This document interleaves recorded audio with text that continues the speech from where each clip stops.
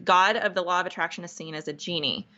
There's a lot more I could say on that because there's a lot more to it. Yeah. But almost every New Thought, New Age teacher teaches the law of attraction, and it's getting into the churches through this whole Hyper-Charismatic movement that we're seeing and the Word of Faith movement.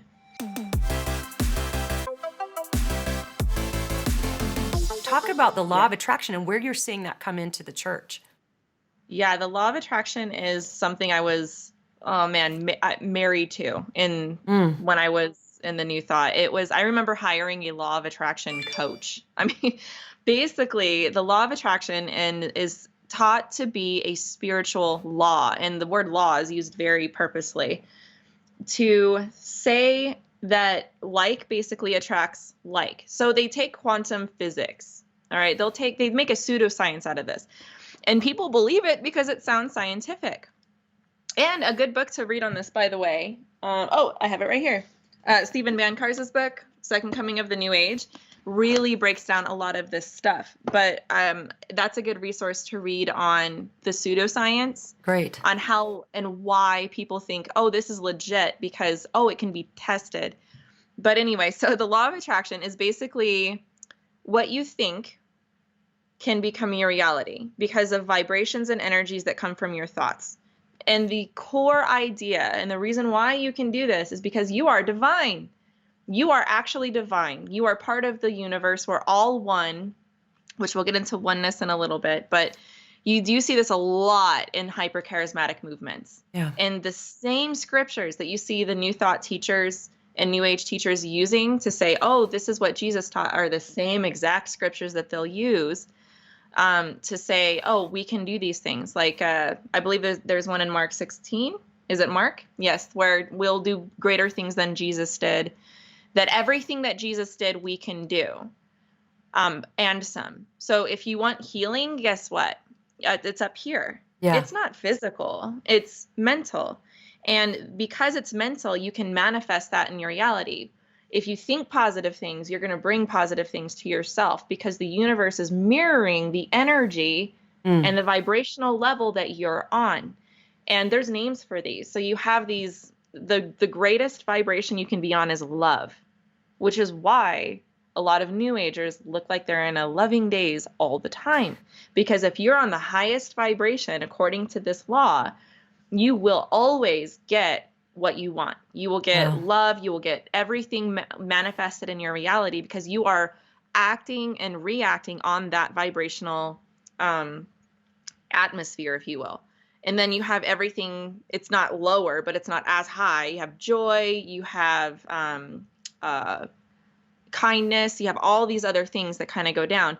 Now, then you have the negative spectrum, which you would have bitterness, negativity, all this other stuff. The lowest that you can get is fear.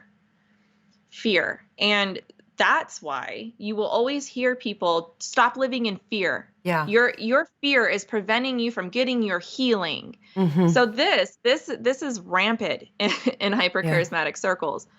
And I know for me, another word for this, by the way, is positive confession. Yes. And this is where the Word of Faith movement is, what you say becomes your reality. Yeah. So I have a lot to say about this because, and I probably don't have enough time to, but what you say and what you think will manifest. And this is why you are told in these circles that you shouldn't say certain things because you will make that happen.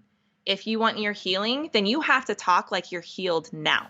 That's right. If you want that job, you need to talk like you have that job now. If you want your marriage to get better, you need to talk and speak that into existence is what they'll say.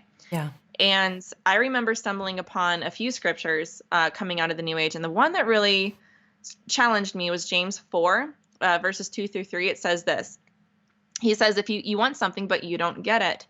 When you ask, you do not receive because you ask with wrong motives that you may spend what you get on your pleasures.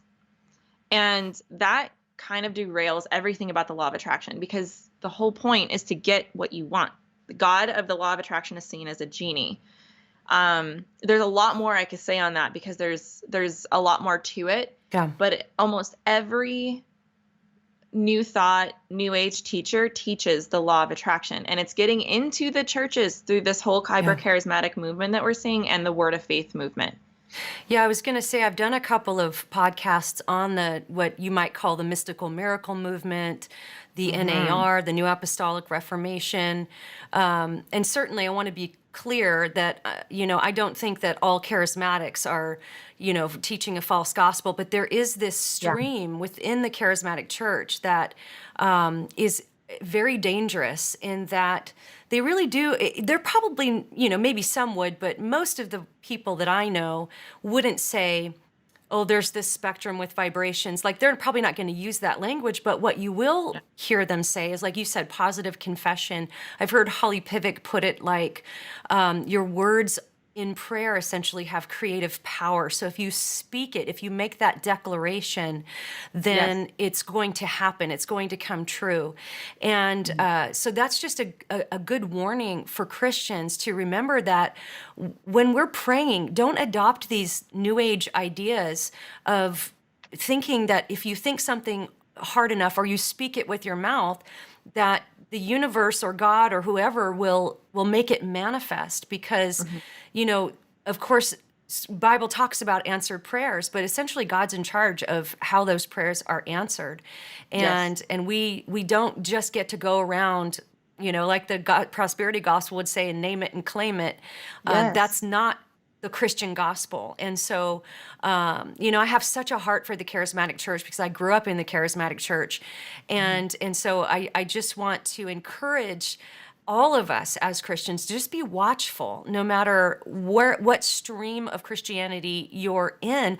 These ideas can come in and they can look a little different in each stream. So just pointing out this law of attraction, we're going to see that in the progressive church manifest like positive thinking and positive energy and that kind of stuff. And it might manifest in the more mystical miracle movement as this type of prayer that you're speaking things into existence. But just a good warning for all of us as Christians to make sure that we keep going back to Scripture, and not just one Scripture that seems to prove the point you want it to prove. You have to take all of them together and make sense of what the Scripture as a whole is saying on something, especially something as important as prayer. And I just always go back to the Lord's Prayer. How did Jesus tell us to pray? Read through that and then compare that to some of the prayer books that you're reading and see if the tone of it is lining up, if the mentality and the sort of the what's the word I'm looking for? The approach to God lines up with what you're reading in prayer books. And that's probably a great place to start, is when Jesus said, pray like this.